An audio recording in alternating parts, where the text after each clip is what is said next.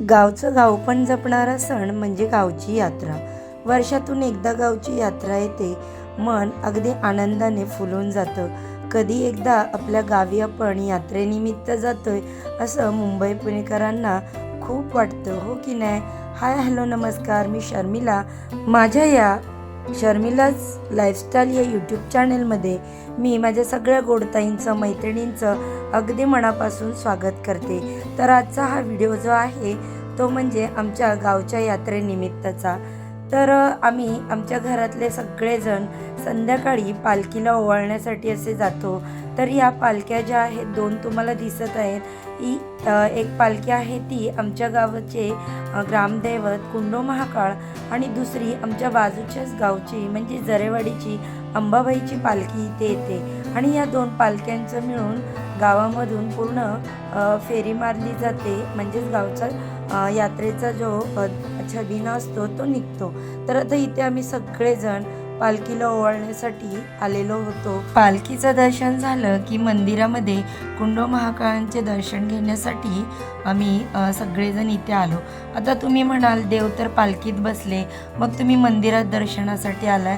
तर हो, पालखीमध्ये असतात त्या उत्सव मूर्त्या आणि देव जे असतात आपले नेहमीचे, ते मंदिरामध्येच त्यांचे स्थान कायम असतं. तर आता इथे आम्ही देवांचं दर्शन घेतलं. त्याच्यानंतर मग पुन्हा मंदिराच्या बाहेर आलो. आता त्याच्यानंतर जेवढ्या पण सुवासिनी असतात त्यांना हळदी कुंकू लावलं जातं. आता इथे माझ्या सासूबाई, नंदूबाई किंवा मग जाऊ वगैरे आम्ही सगळे एकत्र होतो. हळदी कुंकू सगळ्यांना लावलं आणि त्यानंतर कार्यक्रम चालू झाला तो सोंगांचा. आता तुम्ही म्हणाल हे सोंग म्हणजे काय?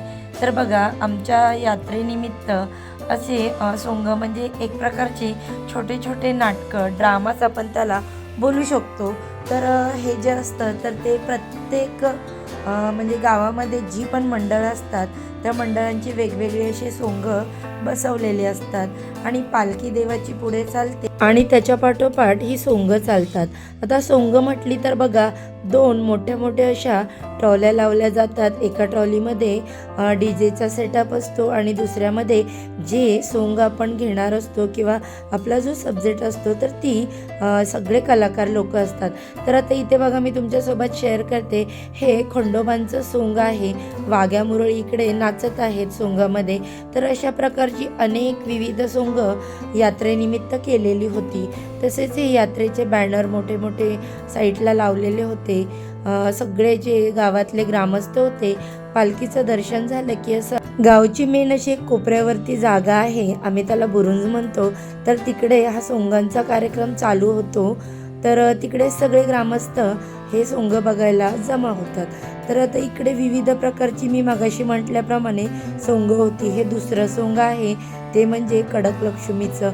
ह्याच्यावरती खूप छान छान गाणी असतात आणि त्याच्यावरती डान्स केले जातात. परंतु बघा, आपल्या यूट्यूब चॅनलचे काही नियम आहेत. तर आपल्याला कॉपीराईट येतो, त्याच्यामुळे गाणं आपल्याला याच्यामध्ये घेता येणार नाही. त्याच्यामुळे मी इकडे व्हॉइस ओव्हर केलेला आहे.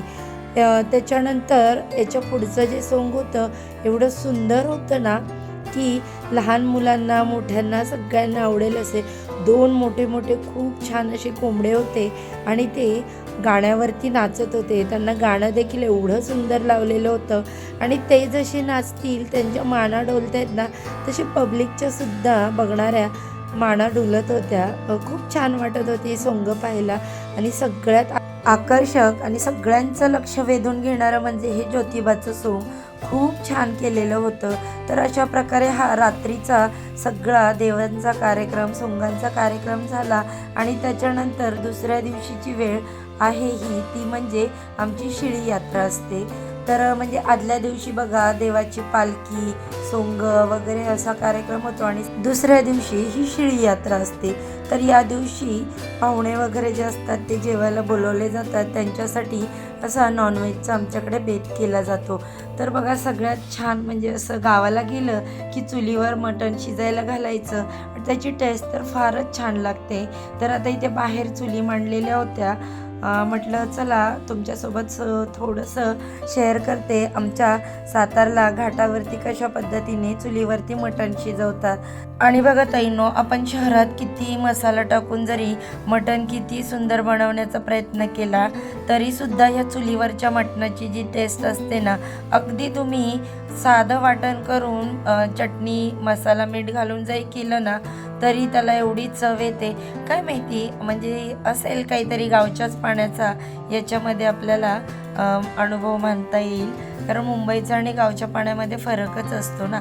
तर इथे आता माझं मटण छान असं परतून झाले. पाणी सुटण्यासाठी मी त्याच्यावर झाकण ठेवून दिलं. इथे माझे मोठे दीरसुद्धा माझ्याबरोबर होते. आम्ही त्यांना दादा बोलतो. तर आम्ही दोघे इकडे मटण चुलीवरती शिजवायला टाकत होतो.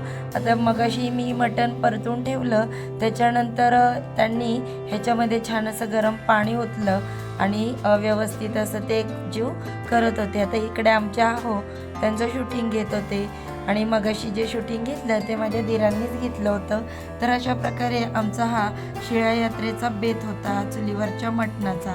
तर आता आमचं मटण छान असं इकडे शिजून झालेलं आहे. त्याच्या आता नंतर फोडणी वगैरे केलं की मग पाहुणे जेवायला बसतात. तर इथे ऋतू आमचा हा डॉगी म्हणजेच आमच्या वाड्यामध्ये असतो, एक काळ्या आहे आणि याचं नाव आहे राजा. तर ऋतू त्याच्याबरोबर खेळत होती. लास्ट इयर आम्ही जेव्हा उन्हाळ्याच्या सुट्टीला राहिलो तेव्हा एवढा छान तो खेळायचा, सेकंड वगैरे द्यायचा, पण आता सगळं विसरला. तर ऋतू त्याच्यासोबत अशी बोलत होती. त्यानंतर सगळी जेवणं वगैरे झाली आणि संध्याकाळी मग आम्ही आमच्या रानामध्ये फेरफटका मारण्यासाठी गेलो. तर रानामध्ये आमच्या गाडी जाते. आता तुम्ही म्हणाल ते रान म्हणजे काय, तर आमच्या सातारला शेताला रानच बोलतात. आता काही जणांच्याकडे शेतं बोलतात, काही जणांकडे रान बोलतात, तर आम्ही रानातच बोलतो. तर आम्ही सगळेजण सासू सासरे ऋतू आम्ही सगळे रानात गेलो. आता तुम्ही म्हणाल बाकी फॅमिली, तर मुलांच्या एक्झाम बाकी होत्या त्यामुळे काही आम्ही सगळे जाऊ शकलो नव्हतो. त्याच्यानंतर आमच्या रानाच्या बाजूलाच अशी आंब्याची झाडं लावलेली होती. तर त्याला खूप छान असे आंबे आलेले आहेत. तर वेगवेगळ्या प्रकारची अशी 2-3 झाडं इथे होती. तर आम्ही तिकडे त्या आंब्यांचं देखील शूट केलं होतं थोडंसं. त्याच्यानंतर अजून नारळाची वगैरे झाडं होती, ती देखील मी तुम्हाला शेअर करतेच आहे पुढं. तर इकडे 3 प्रकारचे असे आंबे आहेत आणि एक तर आंबा एवढा छान आणि आकाराने एवढासा छोटा होता. पण बघा आता मध्ये आमच्याकडे पाऊस झाला गारांचा वगैरे खूप, तर त्याच्यामुळे या आंब्यांना देखील थोडासा प्रॉब्लेम झालेले आहे, गळून पडलेले आहेत. गारांचा मार लागल्यामुळे त्यांचा कलर देखील काहींचा चेंज झालेला आहे. तर आता इकडे जे दाखवते ते आहे आमचं नारळाचं झाड. तर नारळाला सुद्धा 5-6 नारळ होते, पण ते पावसामुळे त्याच्यातले नारळ 3च बाकी राहिले होते आणि बाकी पडले होते हवेनी. तर इकडे सुद्धा आता आंब्याची जी झाडं होती, मी मगाशी बोलली पावसाने प्रॉब्लेम झाला बघा थोडासा, तरी आंब्याचं असं छोटंसं कैरी आहे. अजून पिकायला खूप वेळ आहे, म्हणजे आंब्याला पाड हा अक्षय तृतीयेनंतर लागतो, पण पावसामुळे आणि गारांमुळे या आंब्याचा असा कलर चेंज झालेला होता. तर आता मी इकडे नारळ देखील दाखवत होते ऋतूला. ऋतू माझ्या साईडला उभी होते इकडे. म्हटलं बघ इकडे नारळांची झाडं वगैरे. तर अशा प्रकारे बघा ताईंनो, आपलं जे गावचं जीवन असतं ना ते खरंच खूप छान असतं. म्हणजे मी असं नाही म्हणू शकत, कष्ट तर भरपूर आहेत, शेतात कष्ट करावे लागतात, त्यावरतीच गावच्या लोकांचं जीवन तर असतं. जसं आपण शहरात राहून जॉब करतो त्याचप्रमाणे त्यांचा तो जॉब एक प्रकारचा. त्यानंतर दुसऱ्या शेतामध्ये गेलो, त्या शेतामध्ये देखील साईडला अशी आंब्याची झाडं लावलेली होती. तर ती थोडीशी अशी पडल्यासारखी झाली होती, म्हणून मी आहोंना बोलत होती याला काटेने व्यवस्थित टेकन वगैरे लावून उभी केली पाहिजेत, नाही तर ते तसंच वाकडं वाढत जातं पुन्हा. तर आता हे जे तुम्ही शेत बघताय ते आमचंच आहे, त्याच्यामध्ये ऊस लावलेलं आहे. आणि मग आम्ही छान मस्त अशा त्या ऊसामध्ये दोघे गप्पा मारत बसलो होतो. संध्याकाळची 6:30-6:30ची वेळ होती. एवढं छान वातावरण झालेलं, हवा देखील मस्त थंड सुटलेली होती.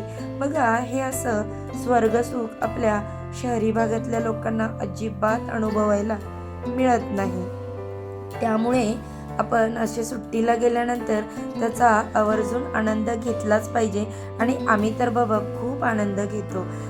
त्यानंतर सगळी रानं फिरून झाल्यानंतर साईडला बाजूला रानांच्या गाडी उभी केली आणि इंस्टाग्रामसाठी थोडंसं म्हटलं चला शूट करूया, कारण गावाच्या सारखी सिनेरी आपल्याला मुंबईमध्ये पाहायला मिळत नाही. सगळीकडे बिल्डिंग, रस्ते, इकडे बघा किती छान आजूबाजूला असं हिरवळ नैसर्गिक वातावरण आहे. त्याच्यामुळे इथे मस्त अशा आम्ही रील्स पण शूट केल्या होत्या. तर अशा प्रकारे आमचा हा छोटासा व्लॉग होता जो मी तुमच्यासोबत गावच्या यात्रेचा शेअर केला. हा व्लॉग 2 दिवसाचा आहे, तर तो मी मिक्समध्ये शेअर केला होता. तर तुमच्या देखील गावची यात्रा अशीच असते का? तुमच्याकडे कशा प्रकारे यात्रा भरते ते कमेंटमध्ये मला नक्की सांगा. मी आमच्या गावच्या यात्रेचं पूर्ण शूट तुमच्यासोबत शेअर केलं. व्हिडिओ जर आवडला लाईक, शेअर, सबस्क्राईब करा. चला तर मग बाय.